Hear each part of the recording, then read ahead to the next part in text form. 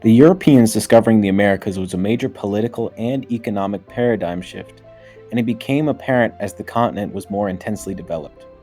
The Seven Years' War, beginning in 1756 and ending in 1763, was in many ways a global war. Battles were fought from the Americas to Southeast Asia with extensive conflicts in Europe. The eastern United States and the Ohio River Valley was not as modern residents know them. Since the 1700s, the area has been ecologically devastated with the logging of most old-growth forest and the hunting of animals for their meat and pelt. The rivers remain today, though their banks have changed markedly. For many of the preceding years, France and Britain had both staked contradictory claims to the continent. French traders had developed deep into the territory, while the British had largely confined themselves to permanent settlements on the coast. The many tribes of Native Americans, most notably the Iroquois Confederacy, continued to occupy the continent and establish beneficial, though uneasy, trade relations with the global powers. Many natives believed themselves too dependent on European goods, and they were often constrained by which European powers were willing to trade with them. Every group understood that control of the Ohio River Valley dictated control of the eastern half of the Americas, and that control of the Americas would elevate that power to world dominance and relegate the others to insignificance.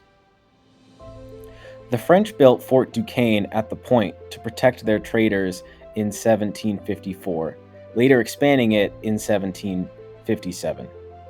The French successfully repulsed a British attack on Duquesne in 1758, but believed their position untenable. The French Indian forces burned their own fort to the ground before retreating. The British then constructed Fort Pitt nearby, though it saw no major action during the Seven Years' War, in which the British would emerge victorious.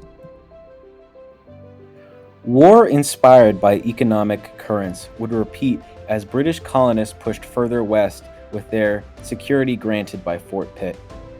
This would spurn further conflicts like that of Pontiac's uprising, during which Fort Pitt would see direct conflict. Despite their victory, the British Empire had incurred massive debts during the Seven Years' War. These costs were deferred to the British people and their colonies. Famously, American revolutionaries cited these taxes as they rallied against the British Crown and initiated the American Revolution. Lacking the funds necessary, the British never maintained a hold at Fort Pitt, and the Revolutionary War was fought along the coast.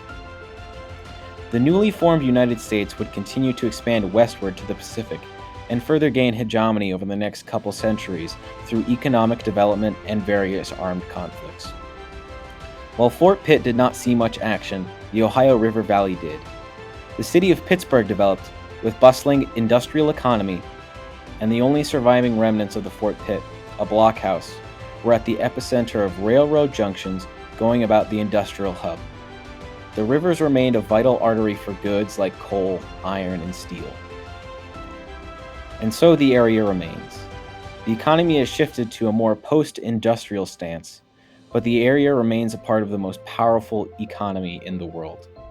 The rivers still flow, and the environment is beginning to bounce back.